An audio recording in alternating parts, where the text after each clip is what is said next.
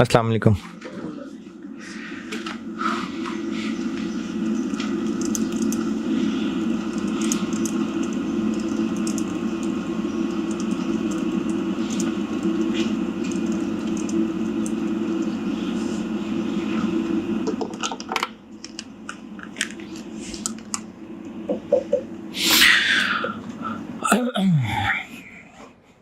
दुरूद शरीफ पढ़ लें।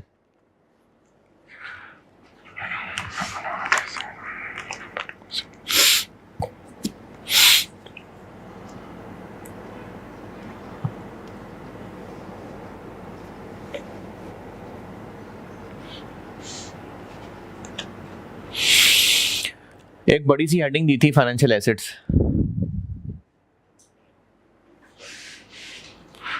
फाइनेंशियल एसेट्स की एक हेडिंग दी थी, मैंने कहा था थोड़ी बड़ी करके हेडिंग दें, और सारा कुछ फाइनेंशियल एसेट्स में चल रहा था।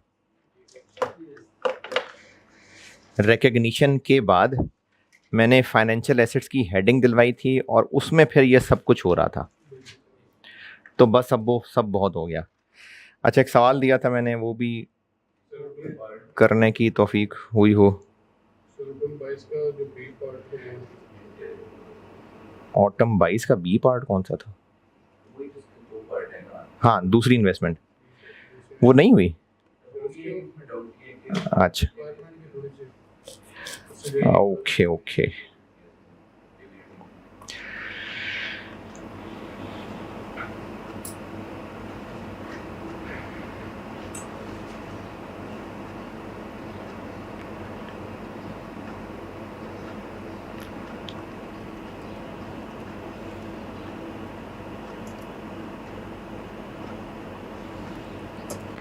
ऑटम 22 का कौन सा था क्वेश्चन? 5। ठीक है,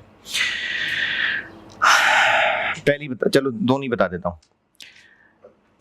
पहली वाली इन्वेस्टमेंट थी जो कि असल में थी फेयर वैल्यू, असल में थी एमोर्टाइज कॉस्ट, जबकि उसकी अकाउंटिंग कर ली फेयर वैल्यू थ्रू P&L। तो इसमें आसानी ये है कि दोनों की चूंकि टोटली डिफरेंट अकाउंटिंग होती है, तो जो अकाउंटिंग हुई है वो रिवर्स कर दें और जो नहीं की वो कर लें। तो रिवर्स क्या कर दें कि फेयर वैल्यू थ्रू P&L कर लिया, तो उसमें क्या क्या किया होगा? जो ट्रांजैक्शन कॉस्ट है उसको अलग से एक्सपेंस बनाया होगा, जबकि होना क्या चाहिए था? इन्वेस्टमेंट में डेबिट होनी चाहिए थी। तो investment debit, transaction cost credit, इसमें कोई एतराज? दूसरा काम, फेयर वैल्यू थ्रू P&L के अंदर इंटरेस्ट इनकम बनाया होता है कूपन पेमेंट को, जबकि एमोर्टाइज कॉस्ट में वो टेबल से बनता है। तो जो टेबल से बनता है और जो कूपन है उनका डिफरेंस एडजस्ट कर लेते हैं। जैसे कूपन है 12%, तो वो 12% 100 मिलियन पे लगा होगा। 100 मिलियन फेस वैल्यू है ना, 1 मिलियन बॉन्ड्स खरीदे थे, 100 रुपए का एक, तो 100 मिलियन, तो 100 मिलियन पे कूपन रेट मिला होगा 12%। तो फेयर वैल्यू थ्रू P&L में इसको इंटरेस्ट बनाया होगा, जबकि असल में इंटरेस्ट बनना चाहिए था वो जो इफेक्टिव इंटरेस्ट रेट वाला था।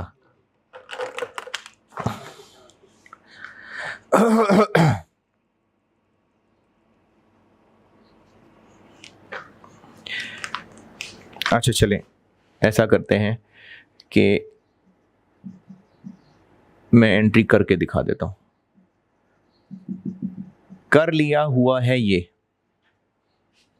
Cash debit, interest income credit, ये कर लिया हुआ है, जबकि करना चाहिए था investment debit, interest income credit और कैश डेबिट, इन्वेस्टमेंट क्रेडिट। और ये एंट्री होनी चाहिए थी अमोर्टाइज कॉस्ट, जो कि टेबल से निकलनी थी। कितनी? 12.88। इस 12.88 को निकालने में कोई दिक्कत? ये होना चाहिए, वो हुआ है। कैश डेबिट होना चाहिए था, हो गया, सही है। इन्वेस्टमेंट 0.88 से डेबिट कर देते हैं। रेक्टिफाइंग एंट्री बना रहा हूं, FR1 पास है ना, रेक्टिफाइंग एंट्री बना रहा हूं। ये करेक्ट है, सॉरी ये करेक्ट है, ये रॉन्ग है। तो अब कैश डेबिट हो गया है, होना चाहिए था, ठीक है। इन्वेस्टमेंट इतने से डेबिट, इतने से क्रेडिट, चलो कह लो 0.88 से डेबिट होनी चाहिए थी, नहीं हुई।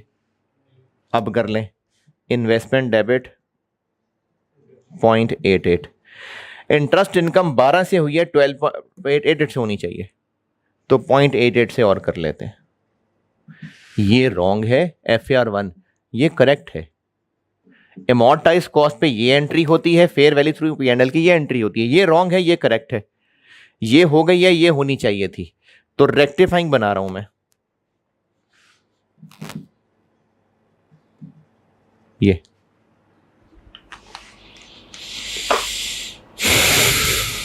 और उसके अलावा जो साल के एंड पे इन्वेस्टमेंट को फेयर वैल्यू पे अपडेट किया था वो रिवर्स कर देते हैं। खरीदे कितने की थी इन्वेस्टमेंट? 95 की, जबकि ईयर एंड पे फेयर वैल्यू कितनी? 99, तो 4 मिलियन का गेन बनाया था, वो रिवर्स कर देते हैं। तो ये रेक्टिफिकेशन ऑफ एरर्स मिक्स करके उन्होंने FRS 9 का सवाल पूछा था। चूंकि FAR1 पास होता है लोगों का, तो मिक्स करके उन्होंने FRS 9 पूछा था। ये पॉइंट 1 है, पॉइंट 1 में कोई और एतराज? पॉइंट नंबर 2 में भी मैं यही सजेस्ट करूंगा कि आप रॉन्ग एंट्रीज और करेक्ट एंट्री रफ वर्किंग में कर लेना, फिर रेक्टिफाइंग बनाने में आसानी होगी। पॉइंट नंबर 2 में क्या हुआ? पॉइंट नंबर 2 में ये हुआ कि फाइनेंशियल एसेट को रख लिया। अच्छा, ये इन्वेस्टमेंट इन शेयर्स है पॉइंट नंबर 2, पहला वाला डिवेंचर था, ये शेयर्स है। इसमें हुआ ये कि फाइनेंशियल जो क्लासीफाई किया वो फेयर वैल्यू थ्रू OCI कर दिया, जबकि एसोसिएट होना चाहिए था। और इसमें मेरी गलती ये हो गई कि मैंने आपको ये होमवर्क करने को कह दिया, ये तो पढ़ा ही नहीं है अभी।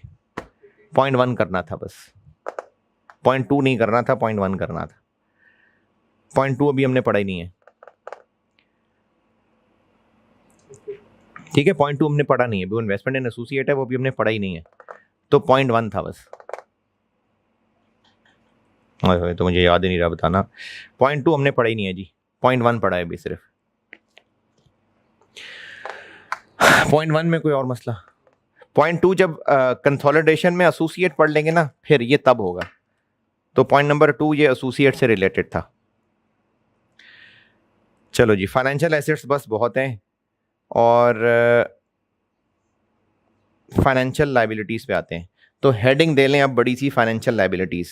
जैसे फाइनेंशियल एसेट्स की हेडिंग दी थी ना, तो अब बड़ी सी हेडिंग दे दें financial liabilities.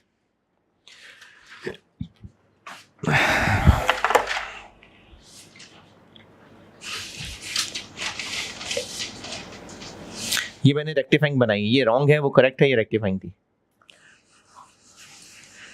Financial liabilities,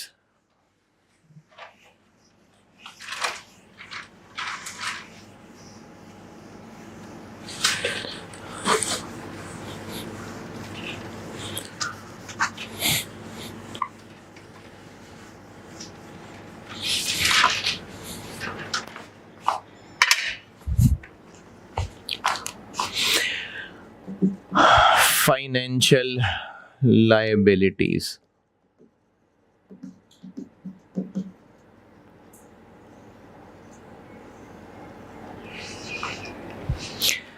financial assets की हेडिंग थी, उसमें अब तक जो पढ़ रहे थे ना वो फाइनेंशियल एसेट्स था। अब फाइनेंशियल लायबिलिटीज। फाइनेंशियल एसेट्स में क्या क्या पढ़ा था? तरतीब से चलें अगर, नहीं हेडिंग्स अगर देखें तो, और रिकॉग्निशन उससे पहले बता दिया था। फिर फाइनेंशियल एसेट्स की हेडिंग दी थी क्लासिफिकेशन, फिर उसकी मेजरमेंट। तो यहां पर भी ऐसा ही है, पहले पढ़ते हैं क्लासिफिकेशन।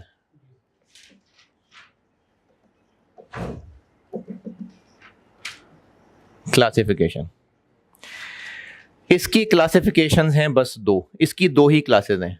एक है एमोर्टाइज्ड कॉस्ट और एक है फेयर वैल्यू थ्रू P&L। इसकी 2 ही क्लासेस हैं, एमोर्टाइज्ड कॉस्ट और fair value through P&L।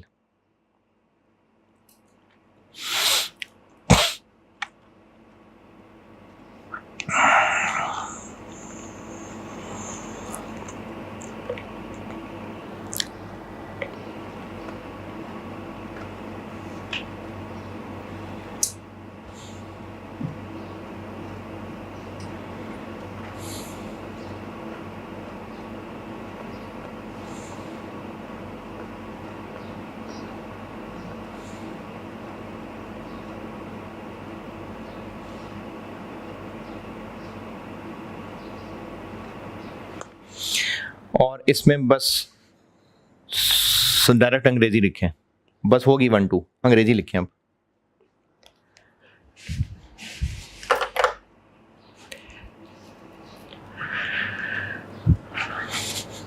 Financial liability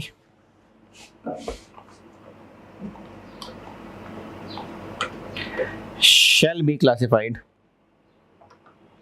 a financial liability shall be classified as amortized cost। चलो जी, बात ही खत्म हो गई। फाइनेंशियल लायबिलिटी amortized cost पे मैयर होगी। Financial liability shall be classified as amortized cost, however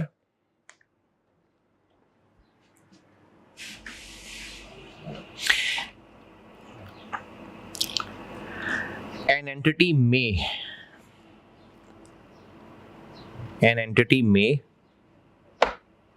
comma, at initial recognition,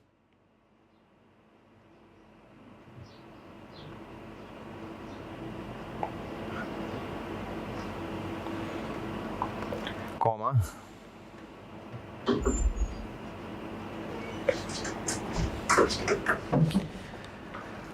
irrevocably designate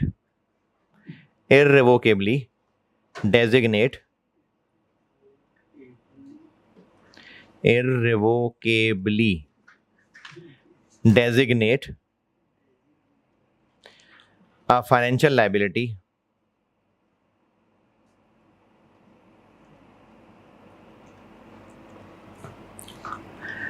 as fair value through P&L,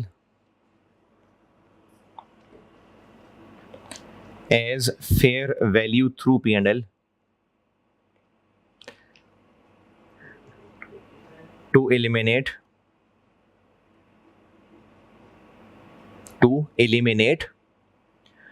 or significantly reduce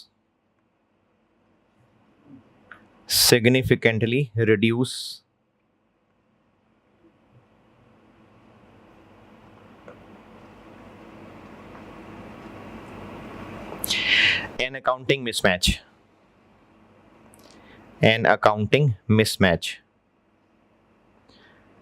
अच्छा, अब इसको समझाने से पहले एक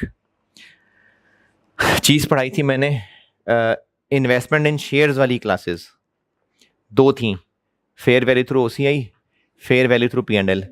उस पर आए ज़रा देखें जो नोट किया था।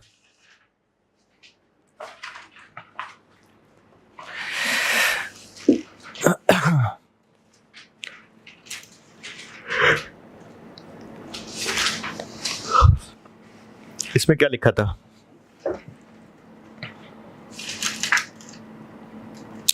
फाइनेंशियल एसेट्स की क्लासिफिकेशन पढ़ाई थी, पहले 3 क्लासेस थी, उसके बाद वो इन्वेस्टमेंट इन शेयर्स की 2 क्लासेस थी। ये वो है जब मैंने भरपूर अंग्रेजियां लिखवाई थी आपको, फिर अगले दिन समझाया था। तो वो इन्वेस्टमेंट इन शेयर्स उसकी 2 क्लासेस थी, उसकी मैंने 2 क्लासेस के पॉइंट्स लिख के बस सीधी अंग्रेजी लिखवाई थी। और वो अंग्रेजी क्या लिखवाई थी कि फेयर वैल्यू थ्रू P&L पे होगा, however fair value through OCI ले सकते हैं अगर एट इनिशियल रिकग्निशन। अच्छा, तो इसमें भी क्या था कि by default fair value through P&L था, लेकिन अगर कंपनी कसम खा ले तो फिर वो फेयर वैल्यू थ्रू OCI ले सकती है। बिल्कुल इसी पैटर्न पे अब आज वाला लेक्चर देखें। फाइनेंशियल लायबिलिटी की by default classification amortised cost है, यानी financial liability shall be classified as amortised cost. लेकिन अगर कंपनी चाहे तो कसम खा के फेयर वैल्यू थ्रू P&L कर सकते हैं। तो फाइनेंशियल लायबिलिटीज की 2 क्लासेस हैं, बाय डिफॉल्ट अमॉर्टाइज्ड कॉस्ट, लेकिन अगर कंपनी ने शुरू में कसम खा ली है फेयर वैल्यू थ्रू P&L तो फिर फेयर वैल्यू थ्रू P&L। ये हो गई फाइनेंशियल लायबिलिटीज की क्लासेस। फाइनेंशियल लायबिलिटी की इनिशियल मेजरमेंट।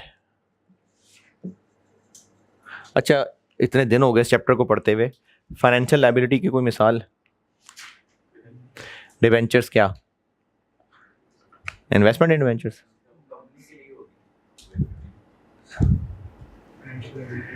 डिवेंचर इशू करना, TFC इशू करना, बैंक से लोन लेना, ये फाइनेंशियल लायबिलिटी है। तो वो जो पहले हम किसी कंपनी के डिबेंचर्स में इन्वेस्ट कर रहे थे, अब वो किसी कंपनी का टॉपिक पढ़ रहे हैं हम। हाँ, पहले हम किसी कंपनी के डिबेंचर्स में इन्वेस्ट कर रहे थे तो हम उसको इन्वेस्टमेंट कह रहे थे। अब वो जो किसी कंपनी है उनकी ये फाइनेंशियल लायबिलिटी है, तो हम उस किसी कंपनी को पढ़ रहे हैं।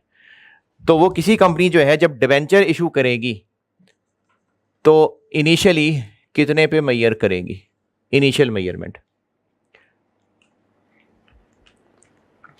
अच्छा, साथ साथ रिलेट करके बताऊंगा ना तो बताने में भी आसानी रहेगी, थोड़ी बहुत रिवीजन भी हो जाएगी। फाइनेंशियल एसेट्स में आए, इनिशियल मेजरमेंट में क्या पढ़ा था?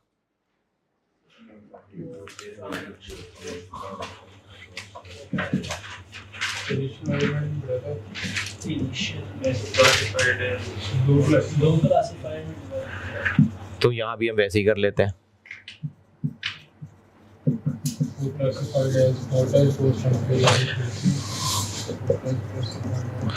वहां पर चूंकि फेयर वैल्यू थ्रू ओसीआई भी थी, यहां पर वैसी नहीं है, तो यहां पर भी दो शाखें बना ली।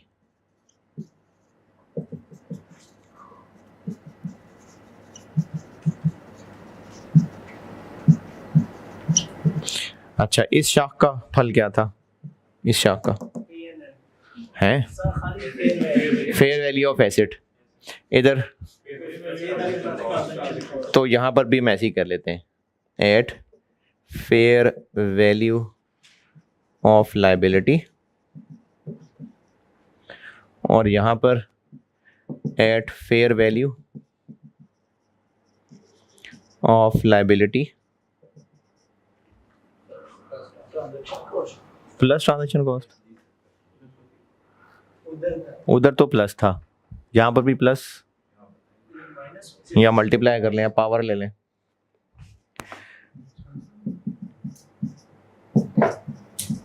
Minus transaction cost, minus transaction cost. क्यों? इसकी साइंस देखें। कंपनी ए, कंपनी बी, कंपनी बी ने इशू किए टीएफसी, और इसने इसको पैसे दिए। कंपनी बी ने इसको टीएफसी इशू किए, इसने कंपनी बी को पैसे दिए, और इसकी जेब से कैश इधर चला गया, इधर से कैश गया है, उधर कैश आया है। इसके लिए ये फाइनेंशियल एसेट था, इसके लिए फाइनेंशियल लायबिलिटी है। इसको भी कोई ट्रांजैक्शन कॉस्ट पड़ी थी, इसने भी अपने ब्रोकर को कमीशन दिया होगा 5 मिलियन, और इसको भी कोई ना कोई ट्रांजैक्शन कॉस्ट पड़ी हो सकती है, इसने भी अपने ब्रोकर को कमीशन दिया हो सकता है, लेट्स से 3 मिलियन। ये इन्वेस्टर है, ये इन्वेस्टमेंट डेबिट कर रहा है, इसके पास से कैश जा रहा है, और बाय डिफॉल्ट जितने का खरीद रहे होते हैं वही फेयर वैल्यू होती है। तो ये क्या कर रहा था, इसकी जेब से कैश जा रहा है 105,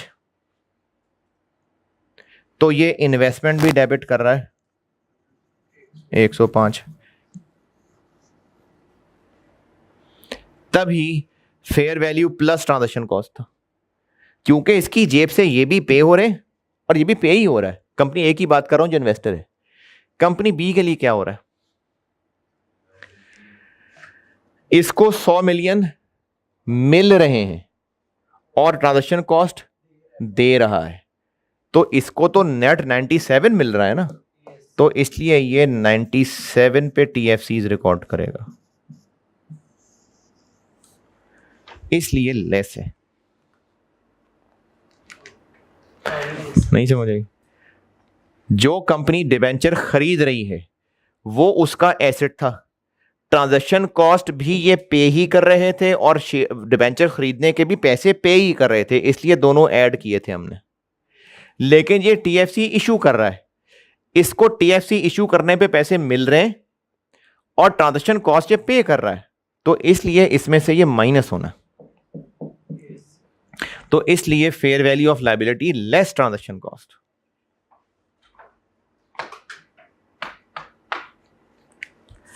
तो इनिशियल मेजरमेंट हो गई fair value minus transaction cost, और अगर फेयर वैल्यू थ्रू P&L है तो बस सिर्फ फेयर वैल्यू।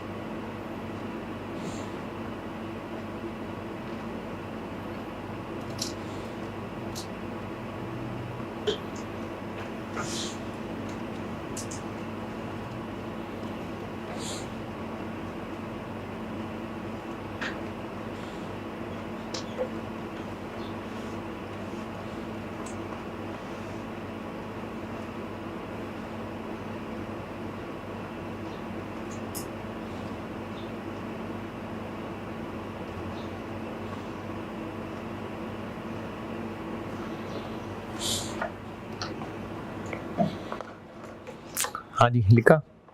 अच्छा, अब वहीं वापस एसेट्स पे आए, इनिशियल मेजरमेंट, कुछ एग्जाम नोट्स बताए थे।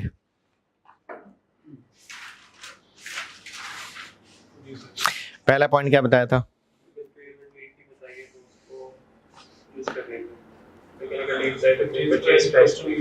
हाँ, दूसरा पॉइंट क्या बताया था?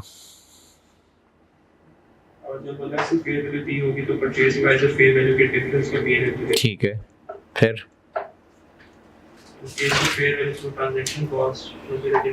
फेयर वैल्यू, हाँ, ट्रांजैक्शन कॉस्ट को एक्सपेंस बनाएंगे, फिर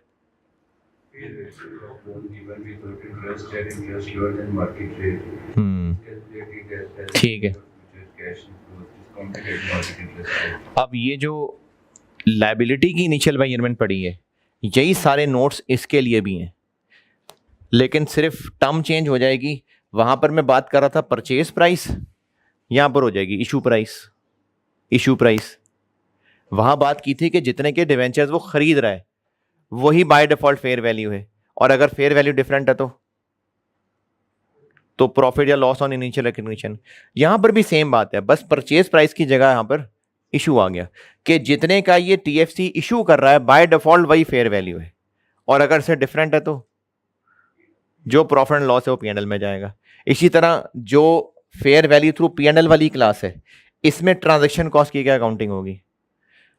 एक्सपेंस बनेगा। तो वही जो एग्जाम नोट्स वहां लिखवाए थे वही सेम इसके लिए भी एप्लीकेबल है, बस परचेज प्राइस की जगह इशू प्राइस आ जाएगा।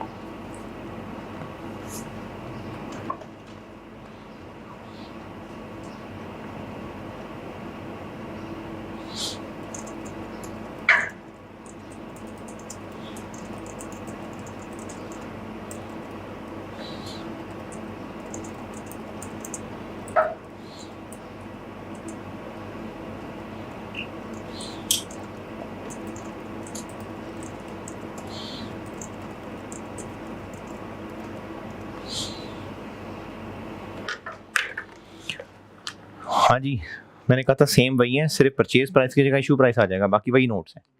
चलो, इनिशियल मेजरमेंट हो गई पूरी। सब्सिक्वेंट मेजरमेंट,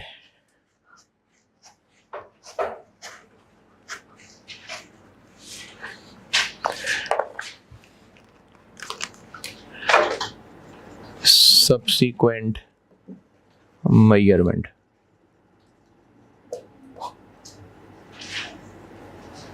वहां भी मैंने हर क्लास की अलग अलग बताई थी, तो यहां भी 2 ही क्लासेस हैं, उनके लिए अलग अलग बताता हूं। पहले करते हैं एमोर्टाइज्ड कॉस्ट।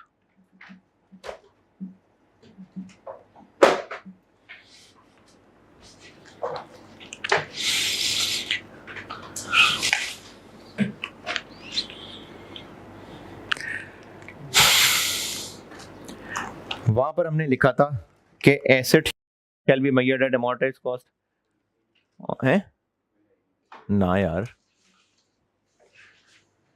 शेयर्स नहीं, डिवेंचर्स वाले में जब पढ़ाया था तो एमोर्टाइज्ड कॉस्ट में मैंने 2 बातें लिखवाई थी।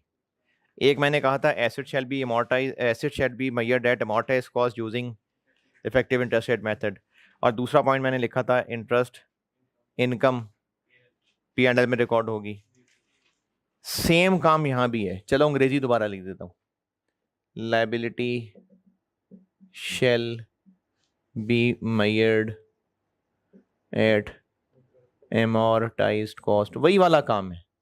सिर्फ इस सवाल में ना एक फर्क पड़ा है, ये वाला,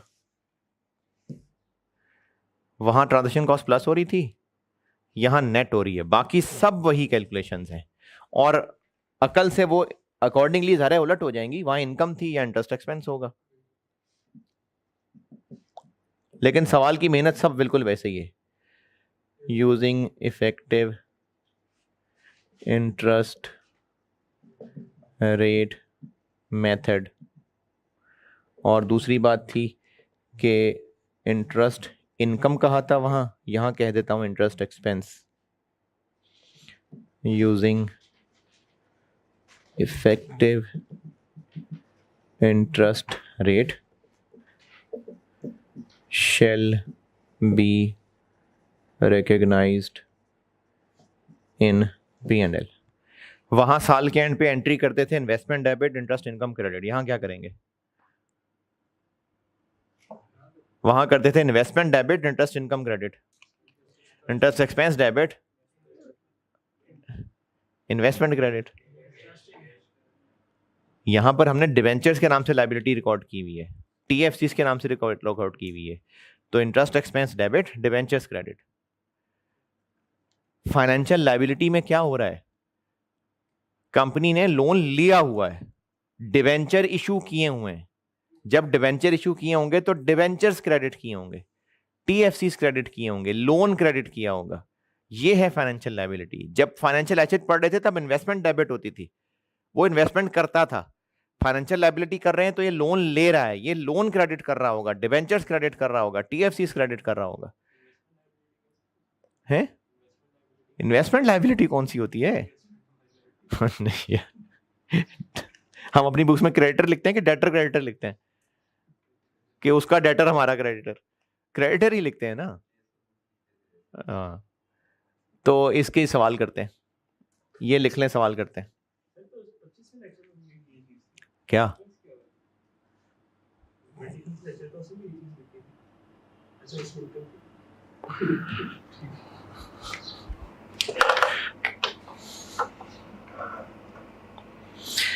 चले सवाल लिखें, कर लें नोट कर लें इसको।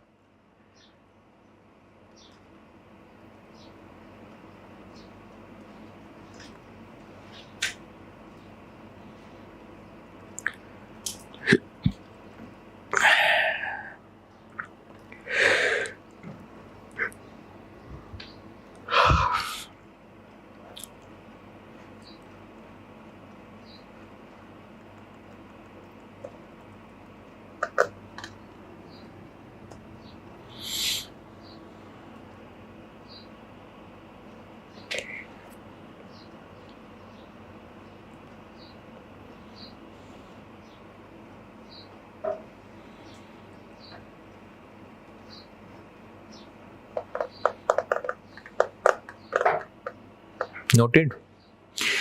On 1st January 19, on 1st January 19,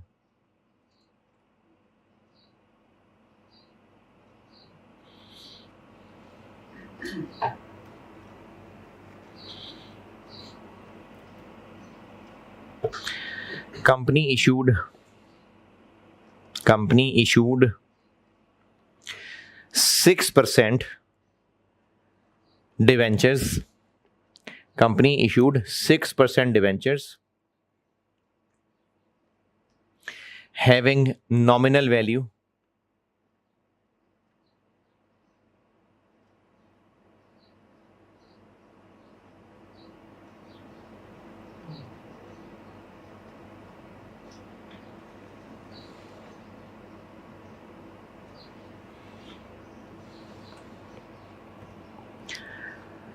uh, 80,000, having nominal value of 80,000.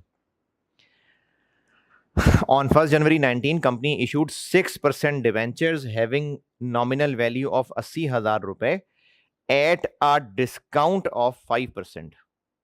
At a discount of 5%. यानी कंपनी ने 80,000 फेस वैल्यू वाले डिबेंचर इशू किए 5% डिस्काउंट पे, और कूपन रेट कितना? 6%। ये जो नाम के साथ 6% लिखा हुआ है कूपन रेट है, तो कूपन रेट 6% है। These debentures will be redeemed. These debentures will be redeemed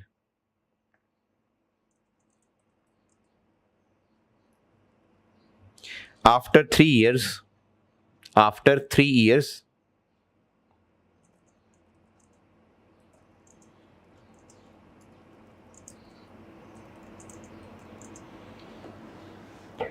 at a premium of 10%. At a premium of 10%.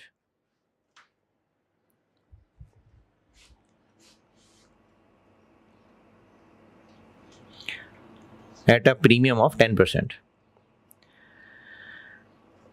Transaction cost बताई मैंने। Transaction cost incurred at the time of issue. Transaction cost incurred at the time of issue 3500, 3500 रुपए। अच्छा, ये फर्क समझ आया है? जब हम इन्वेस्टर की बात कर रहे थे ना, तो वो भी कोई ट्रांजैक्शन कॉस्ट इनकर कर रहा था, वो अपने ब्रोकर को कमीशन दे रहा होगा, और जो कंपनी टीएफसी इशू कर रही थी वो अपने ब्रोकर को कमीशन दे रही होगी। ये अलग अलग ट्रांजैक्शन कॉस्ट है। जो इन्वेस्टमेंट खरीद रहा है उसकी अलग अकाउंटिंग है, वो अपनी ट्रांजैक्शन कॉस्ट को अकाउंट फॉर कर रहा है, और जो कंपनी डिबेंचर इशू कर रही है उसकी अलग ट्रांजैक्शन कॉस्ट है, वो अपनी की अकाउंटिंग कर रहा है। तो ट्रांजैक्शन कॉस्ट मैंने बताइए 3500, 3500, 3500। Effective interest rate, effective interest rate 12.902।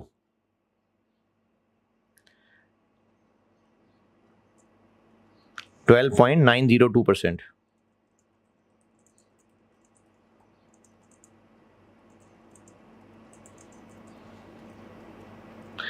मुझसे रिक्वायर्ड है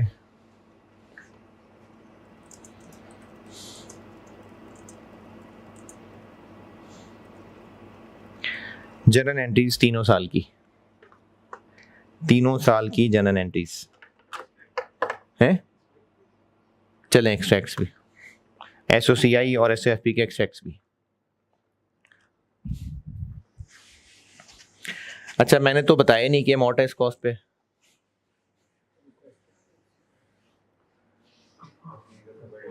financial liability by default amortise cost है। फेयर वैल्यू थ्रू पी&एल हुई तो बताया होगा।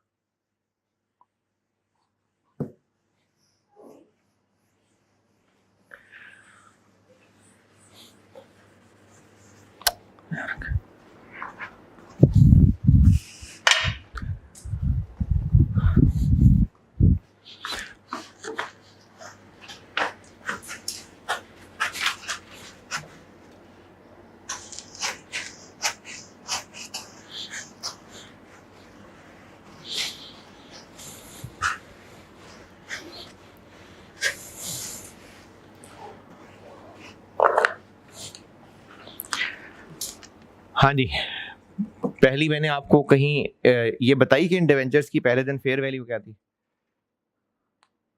है? फेयर वैल्यू बताई कहीं? फेयर वैल्यू फेयर नहीं बताई, तो फिर क्या होगी? वही जितने पे इशू कर रहे हैं। तो कितने पे इशू कर रहा है? 5% डिस्काउंट पे 76,000 पे। 5% डिस्काउंट मतलब 80,000 से सस्ता इशू कर रहा है। तो डिवेंचर्स क्रेडिट होंगे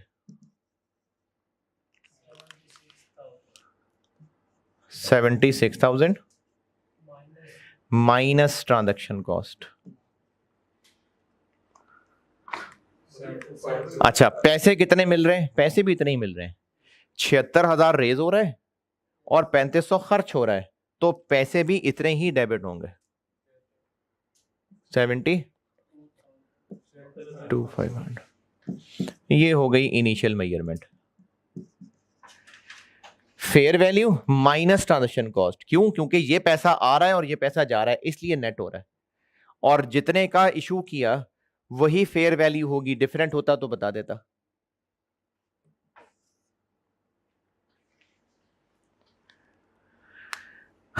अच्छा, ये जिन सुस्तों ने लिखा नहीं ना, मैंने ये लिख लें तो अच्छा है।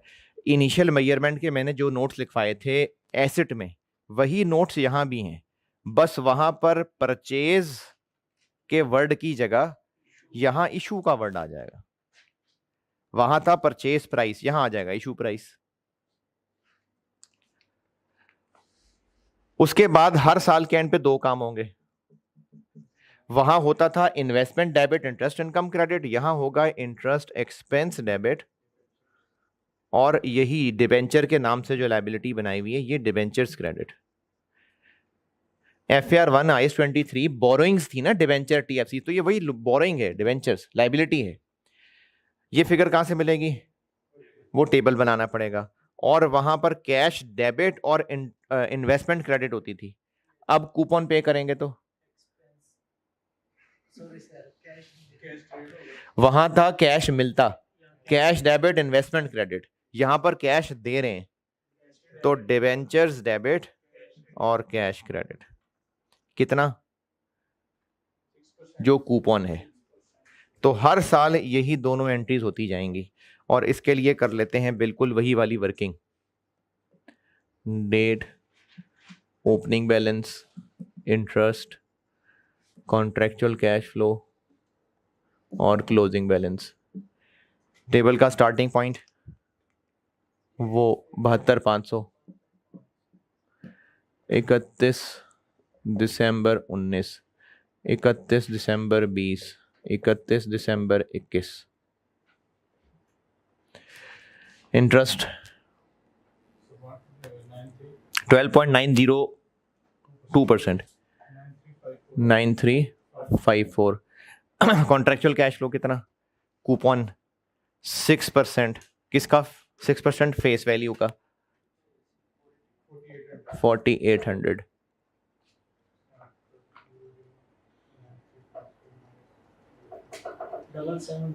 डबल 7054 77,054। अगले साल इंटरेस्ट 9942 4800।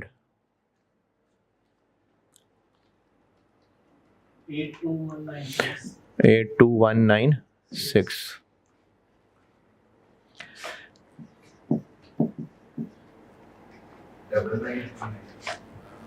9939। नहीं यार, 10605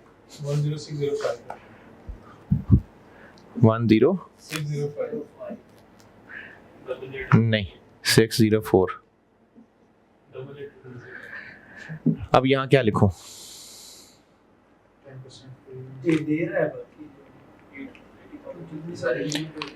एक तो 4800 भी मिलेगा, उसके अलावा रिडेम्पशन पे कितने देने हैं?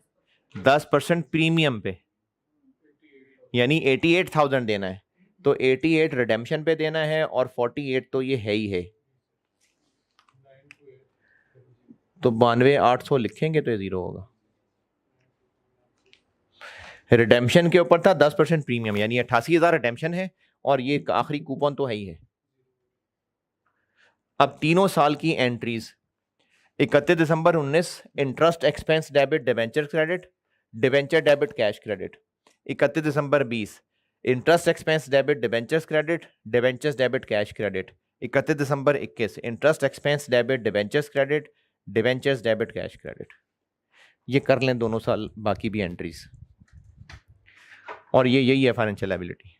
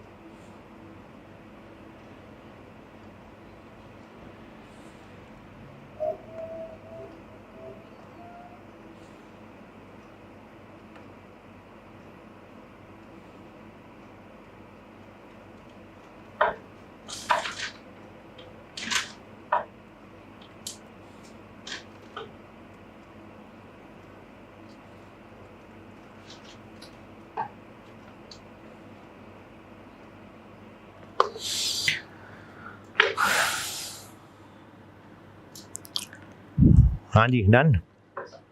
अच्छा, अब एक सवाल, मैंने ना इसकी मुख्तलिफ वैरायटियाँ बनाई हैं। एक सवाल देखें बुक में।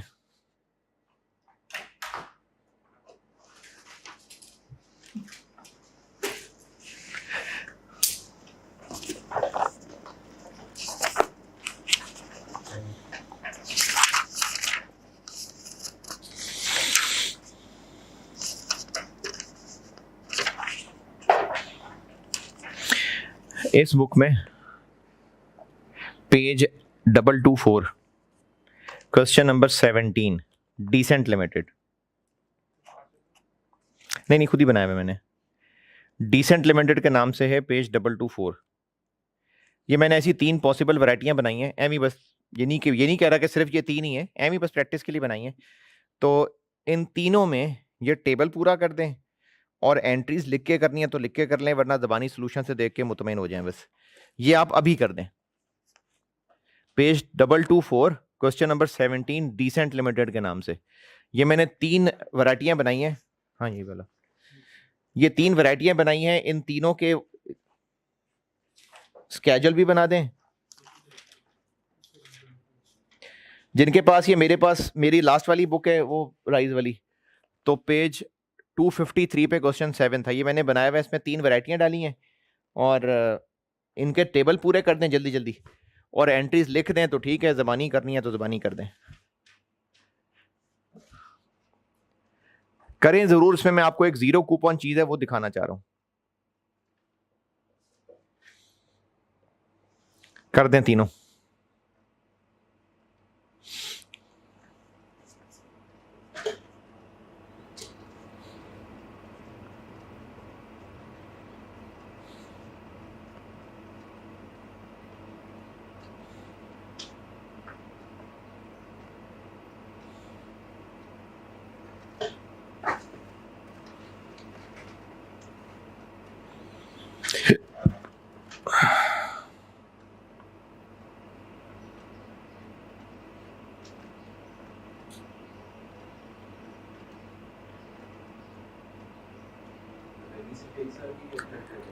है टेबल पूरा कर देना, 3-3 साल है सारे, 3-4 टेबल पूरा कर दें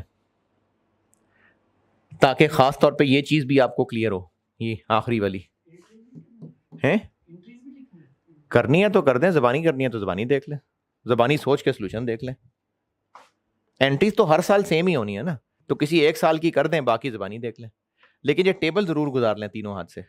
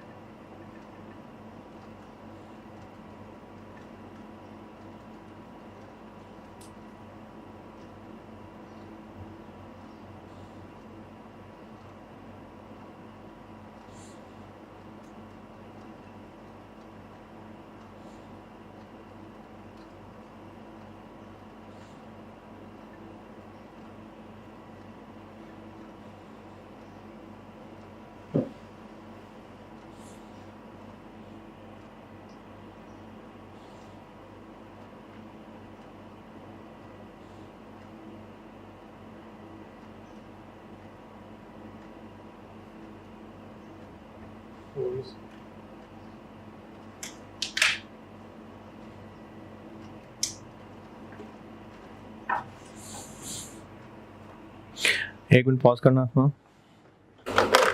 हाँ जी, बट टाइम गुजार के बता दिया है कि अब देखा है, तो ये जीरो कूपन वाली बात समझ आ गई। बस सही ऐसे ही है, मतलब उसमें ये पेमेंट नहीं आ रही होगी। इसको कहते हैं जीरो कूपन बॉन्ड, यानी इसका नाम होता है जीरो कूपन बॉन्ड, कि उसमें पेमेंट नहीं होती, इश्यू हुआ होता है बहुत सस्ता, पेमेंट कोई नहीं होती, आखिर में जाके बस फेस वैल्यू पे हो जाती है। शुरू में पैसे बहुत थोड़े दिए होते हैं ना, जैसे अगर इन्वेस्टर ने आज हमें 1 लाख रुपए के डिवेंचर्स के लिए पैसे दिए और उसको 3 साल बाद लाख वापस मिल रहे हैं और दरमियान में कोई कूपन नहीं मिल रहा, तो आज वो हमें लाख नहीं देगा, आज वो हमें लेट से 60-65 हज़ार दे रहा होगा, तो उसको जीरो कूपन कहते हैं। तो ये जीरो कूपन की भी मैंने कहा एक वैरायटी आपके सामने आ जाए। ठीक है, डन। अच्छा, अब एक सवाल और खड़का दें, और वो खड़का दें आप, क्योंकि मैंने तो बोर्ड पे बहुत सारी प्रैक्टिस करा दी यार, मैंने कहा भी जरा पास्ट पेपर के भी साथ साथ खड़क जाए ना तो अच्छा हो जाएगा। आप देखिए क्वेश्चन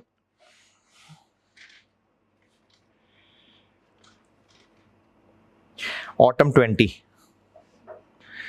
1 साल का सवाल है और सेम ट्रांजैक्शन इन्वेस्टर के लिए भी पूछ लिया उसने, तो फाइनेंशियल एसेट का सवाल बन गया, और जो कंपनी डिबेंचर इशू कर रही है उसके लिए भी पूछ लिया। ऑटम 20 जन्नत लिमिटेड, मिला कि नहीं? ऑटम 20 जन्नत लिमिटेड। चलें, 6-7 मिनट का ही सवाल है, बस कर लें, आप कर दें। अभी इन्वेस्टर का भी पूछा हुआ है और जिसने डिबेंचर इशू किए हैं उसका भी पूछा हुआ है, दोनों का पूछा हुआ है। Prepare journal entries in the books of JLB और केएलबी।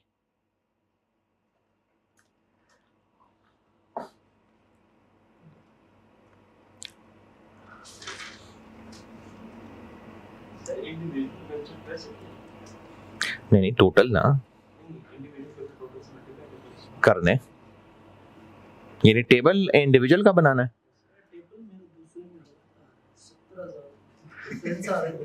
सोल्यूशन में फर्क देख लो ना, सोल्यूशन से देख लो क्या फर्क है। सोल्यूशन नहीं देखा? हाँ तो देखो ना, उसमें देखो कहाँ फर्क है। कर सकते हैं, एक डिबेंचर का टेबल बना दें और बाद में नंबर ऑफ डिबेंचर से मल्टीप्लाई कर दें बेशक।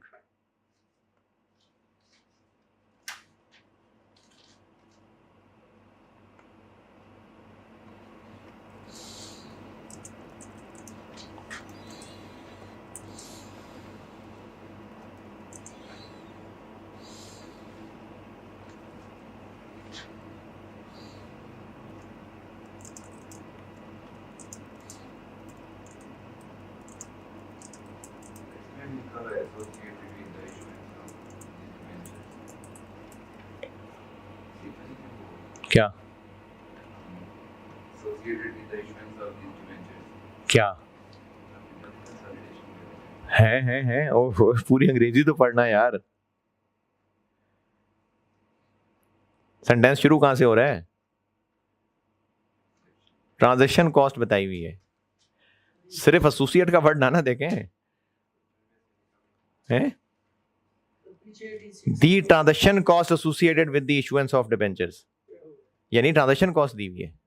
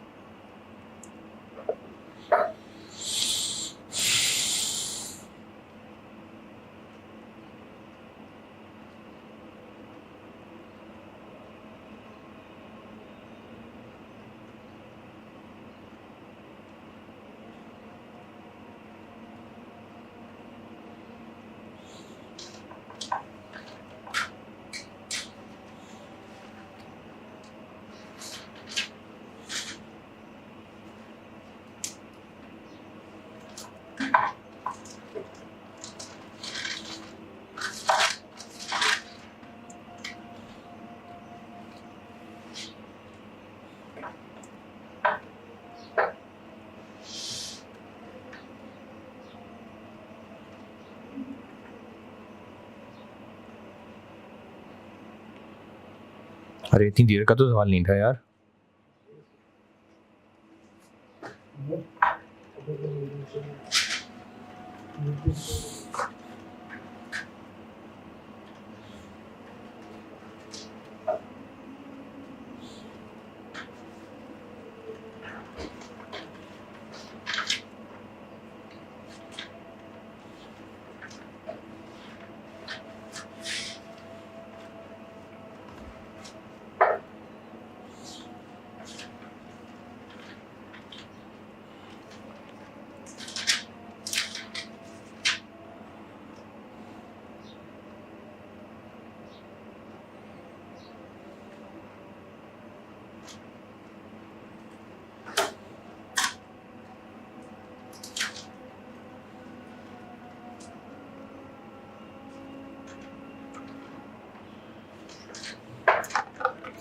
हाँ जी,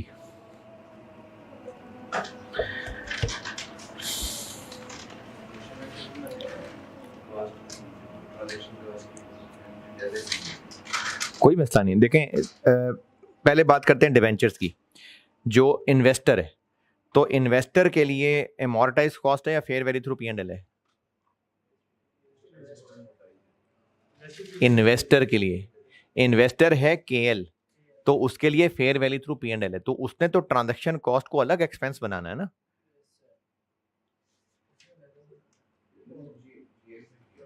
अच्छा, JL में चूंकि एमोर्टाइज कॉस्ट है और ट्रांजैक्शन कॉस्ट, JL की ट्रांजैक्शन कॉस्ट कितनी है?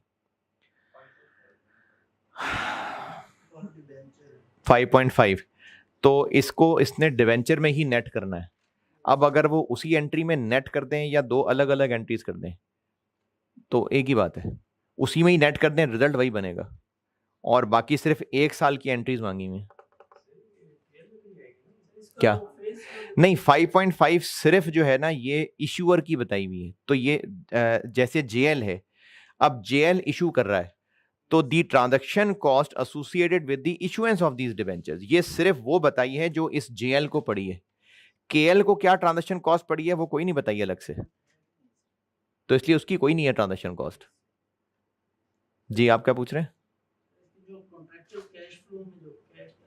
हाँ, कूपन रेट है ना, कूपन रेट है। The coupon interest rate is 16% payable, तो वो तो फेस वैल्यू पे लगता है ना, ऑफ 100 ईच।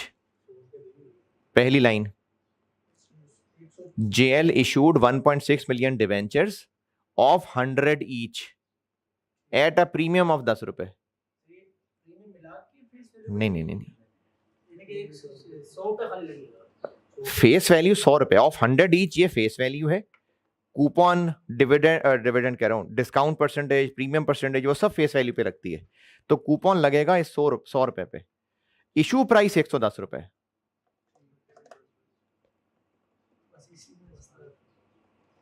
हाँ जी, डन। को बहुत मुश्किल है, आसान है, क्या है? तो मैंने ना अभी 7 एग्जाम प्रैक्टिस भी ऑलमोस्ट सारी करा दी इसीलिए। अच्छा, अब इसमें ना सिर्फ एक चीज़ रह गई है, फेयर वैल्यू थ्रू P&L। अभी मैंने अमोर्टाइज कॉस्ट कराया ना, फेयर वैल्यू थ्रू P&L वो कल कराता हूँ। और इफेक्टिव इंटरेस्ट रेट निकालना एहतियातन सिखा देता हूँ। वैसे वो टेस्ट हुआ नहीं, कभी होना चाहिए भी नहीं, लेकिन मैं एहतियातन सिखा दूंगा। तो फेयर वैल्यू थ्रू P&L एक चीज़ रह गई है, और इसके MCQs तो कल ये मैं ख़त्म कर देता हूँ। ठीक है, अल्लाह हाफिज़।